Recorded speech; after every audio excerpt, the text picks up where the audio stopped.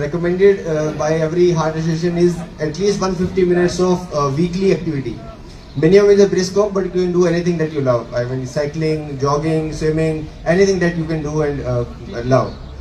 And I mean, the bare minimum has to be brisk walk. For elderly, I understand. Those who have osteoarthritis, knee issues and all, they can just make simple walks and count their steps. But step counting is not made for younger people. I mean, it is for the people who have lived their life beautifully, are into their 60s and 70s, and those who have some knee issues and all.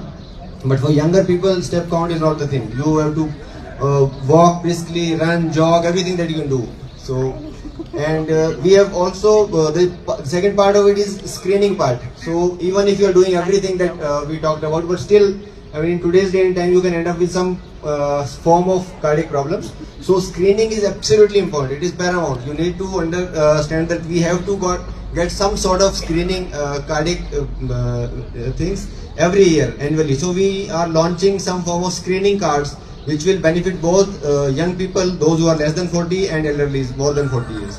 So we are going to launch them today. Lastly, how to take care of your heart during winters, particularly this is specifically for people who have heart issues, who have hypertension, diabetes, and who have already heart issues. So the first thing would be that during smoky period, you just stay indoors, do your activity, but stay indoors. Any form of indoor activity is doable. But in smoky and very chilly winters, you stay indoors, you do your activity inside. When the sun is out, you can do a walk, jog, whatever you like. But during very chilly temperatures and low temperatures, you stay indoors. Secondly, you don't forget to take your medicines. You do take care of your BP, because BP just goes a notch up during winter. This we see all the time. So you just take care of your BP.